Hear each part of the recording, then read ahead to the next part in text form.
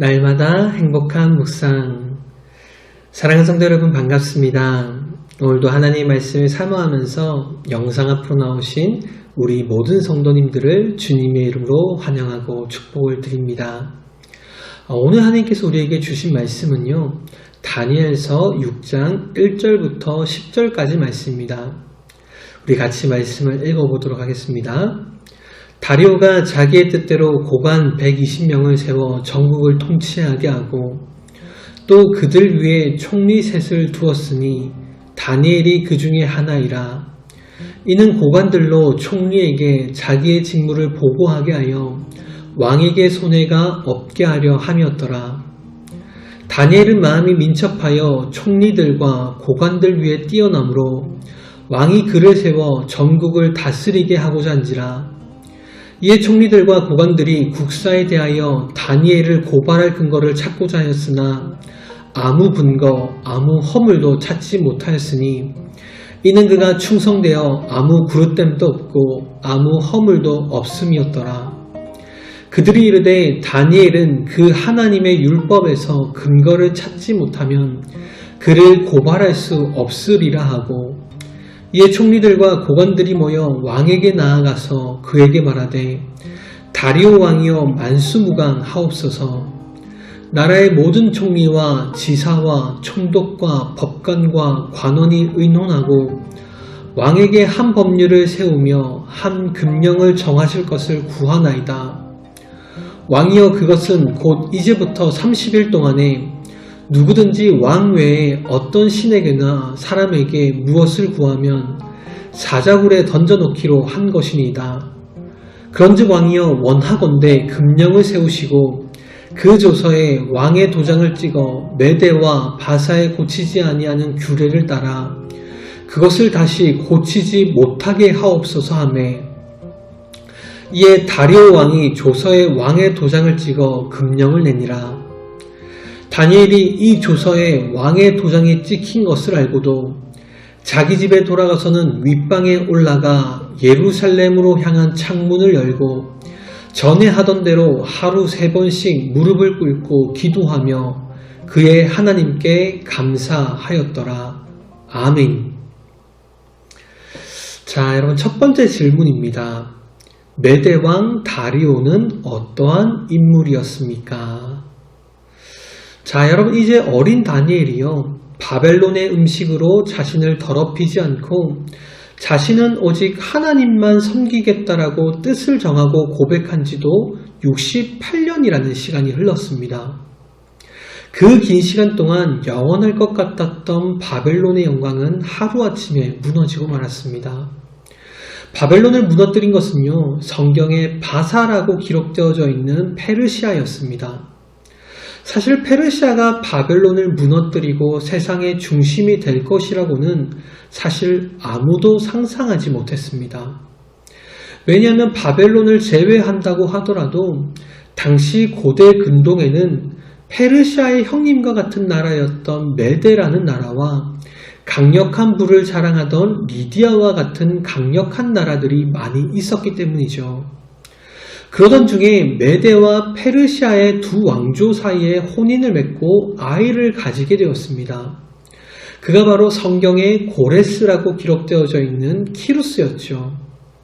실제로 지금도 페르시아의 지역이었던 이란 사람들에게 가장 존경하고 사랑하는 왕을 한 명만 뽑으라고 한다면 대부분의 사람들이 이 키루스를 뽑는다고 합니다. 그만큼 그는 페르시아라고 하는 힘없고 초라한 나라를 세상의 중심으로 만들었던 위대한 왕이었습니다. 키루스가 왕권을 잡자 페르시아는 날로 국력이 강해져만 갔습니다. 그리고 키루스가 왕이 된 지 9년 만에 자신들과 혼인을 맺었던 메대의 수도를 정복하게 되었죠. 그리고 그는 메대를 흡수한 강력한 군사력을 가지고 당시 고대 세계에서 가장 부유한 나라였던 리디아를 순식간에 점령해버렸습니다. 그리고 이 리디아의 풍부한 자금을 바탕으로 페르시아는 점점 더 부강해져만 갔죠. 그리고 강해질 대로 강해진 페르시아는요, 마침내 당시 고대 근동지방의 절대적인 강자이자 세상의 중심이라고 불리고 있었던 바벨론마저도 완전히 무너뜨려 버렸습니다.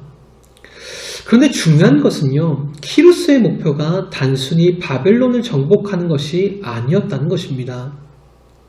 그는 바벨론을 넘어서 전 세계를 자신의 손으로 제패하고 싶었습니다. 그렇게 바벨론을 점령하자마자 페르시아에 있었던 수도를 바벨론으로 옮겨버렸죠. 왜냐하면 다른 제국들을 정복하려면 이 페르시아의 수도를 두는 것보다 바벨론의 수도를 두는 것이 지정학적으로 훨씬 더 좋았기 때문입니다. 그리고 자신의 삼촌이었던 다리오에게 바벨론의 통치를 맡기고 자신은 또다시 다른 나라들을 정복하기 위하여 떠나버렸습니다. 여러분, 키루스의 삼촌이자 바벨론의 통치권을 넘겨받은 삼촌이 바로 이 다리오 왕이었다는 것입니다. 자, 두 번째 질문입니다. 메대 왕 다리오는 어떠한 명령을 내렸습니까? 자, 여러분, 앞에서 살펴보았지만 메대 왕 다리오의 손에 어느 날 갑자기 바벨론 땅이 주어지게 되었습니다. 그러자 다리오는요, 이 넓은 땅덩어리를 잘 다스리기 위해서 그 땅을 120개의 도로 나누어서 각기 고관들을 두고 다스리게 하였고, 그들 위에 총 3명의 총리를 두어서 최종적으로 나라를 다스리게 하였습니다. 그런데 그 3명의 총리에 다니엘이 발탁된 것이죠. 다니엘의 출중함을 메대왕 다리오가 금방 알아보았기 때문입니다. 그런 상황에서 다리오 왕이 3명의 총리들 가운데서 한 명을 그들을 위해 두어서 전국을 다스리게 하려 하자 나머지 2명의 메대 출신 총리들이 다니엘을 제거하고자 모략을 꾸미게 되었습니다. 왜냐하면 바벨론의 총리를 메대의 2 총리 위에 둔다는 것이요, 그들 마음 가운데는 용납되기가 너무나도 어렵기 때문이죠. 그래서 그들은 다니엘로부터 고발할 만한 근거를 찾고자 모든 것을 수소문하기 시작했습니다. 하지만 업무적인 측면에서 바라보았을 때 그 어디에서도 그를 책잡을 만한 데가 없었죠. 왜냐하면 다니엘은 깨끗하고 성실한 사람이었기 때문입니다. 다니엘만큼 그 누구에게도 뇌물을 받지 않고 자신의 직무를 성실하게 수행하는 충성된 관리는 없었기 때문이죠. 그래서 다니엘이 믿고 있는 신앙을 빌미로 고발거리를 만들기로 그들은 계획을 세우게 되었습니다. 그것은 바로 30일 동안 왕 이외의 어떠한 신이나 사람에게 절하는 자를 사자굴 속에 던져 넣기로 하자라는 제안이었죠. 다리오 왕은 자신의 왕권 강화를 위해서 노력하는 2 총리의 제안을 기쁘게 받아들였고, 고치지 못할 메대와 바사의 규례로 삼기 위하여 도장까지 찍게 되었습니다. 자, 3번째 질문입니다. 사자굴에 던져진 다니엘은요, 어떻게 되었습니까? 자, 여러분, 바벨론의 총리였던 다니엘은요, 이러한 기도금지법이 왕의 도장이 찍혀있는 그 누구도 바꿀 수 없는 절대적인 명령이라는 사실을 분명히 알고 있었습니다. 만약 지금 자신이 하나님에게 기도를 한다면 자신을 총애하던 이 다리오 왕조차도 나를 구해줄 수 없다는 사실을 다니엘이 분명하게 알고 있었다는 것입니다. 그러나 그럼에도 불구하고요, 다니엘은 오직 하나님만을 섬기기로 뜻을 정하였기 때문에 평소에 하던 대로 똑같이 무릎을 꿇고 예루살렘을 향하여 하루에 3번씩 기도하기 시작했습니다. 그리고 이제 왕의 명령을 어긴 다니엘은요, 마침내 무서운 사자굴에 던져지고 말았죠. 당시에 사나운 맹수에게 던져지는 사형의 방법은 매우 잔인한 사형의 방법이었습니다. 실제로 고대 사회에서는 자신들이 믿는 신을 모욕하거나 왕의 절대적인 명령을 어기는 자들만을 살아있는 채로 불로 태워서 죽이거나 맹수에게 던져서 죽게 하였다고 합니다. 여러분, 그런데 놀라운 일이 벌어집니다. 오늘 본문 22절 말씀을 보면요, 하나님이 직접 천사를 보내셔서 다니엘을 지켜주십니다. 하나님이 천사를 보내셔서 사자가 다니엘을 죽이지 못하도록 그 입을 직접 봉하여 주셨다는 것입니다. 여러분, 놀랍지 않습니까? 다니엘이 어떠한 상황과 환경에서도 오직 하나님 한 분만을 섬기기로 뜻을 정하였을 때 하나님은 그 모든 상황들 속에서 직접 다니엘을 지켜주시고 보호해 주셨다는 것입니다. 자, 사랑하는 성도 여러분, 다니엘은 자신의 인생에서 절대 한순간도 하나님을 섬기기가 쉬울 때가 없었습니다. 어릴 때 이방나라의 포로로 끌려가서 그 이방나라에서 하나님의 백성으로 평생 살아가는 것은요, 결코 쉽지가 않았습니다. 그러나 다니엘은 자신의 일생에 있어서 단 한 번도 그는 하나님을 버리지 않았습니다. 세월이 흘러서 나라가 바뀌고 왕조가 바뀌고 죽음의 위협이 자신에게 찾아왔지만 다니엘은 그저 하나님만 섬겼습니다. 사랑하는 성도 여러분, 여러분은 혹시 지금 세상 속에서 어떠한 그리스도인으로 살아가고 있습니까? 물론 다니엘처럼 우리도 세상 속에서 그리스도인으로 살아간다는 것이요, 결코 쉽지는 않습니다. 그러나 우리 모든 성도님들이 오늘도 세상 속에서 한 명의 거룩한 그리스도인으로 살아가시기를 주님의 이름으로 축복을 드립니다. 자, 우리 이 시간 함께 기도하도록 하겠습니다.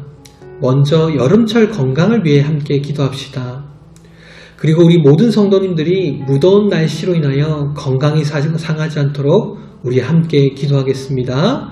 하나님 아버지 하늘에 감사합니다. 주님, 저희들에게 사계절이라는 계절을 허락하여 주셔서 하나님의 운행하심과 역사하심을 우리가 또 경험하게 하심에 감사를 드립니다. 주님, 저희들에게 무더운 여름이 다가왔습니다. 정말로 날씨는 덥지만 정말 그 가운데서도 저희들이 짜증내고 불평하는 입술이 아니라 하나님께 감사하는 입술이 되게 하시고, 한 영혼 또 이번 여름 가운데 건강이 상하지 않도록 주님께서 눈동자같이 지켜보아여 주옵소서. 정말로 이번 여름 가운데서도 주님의 보호하심과 인도하심을 경험하게 하시고, 날마다 우리의 구름 기둥 되시는 하나님의 그 인도하심 가운데 우리 모든 성도님들이 참된 안식과 평안을 누릴 수 있도록 주님께서 함께하여 주옵소서. 살아계신 예수 그리스도의 이름으로 기도드리옵나이다. 아멘.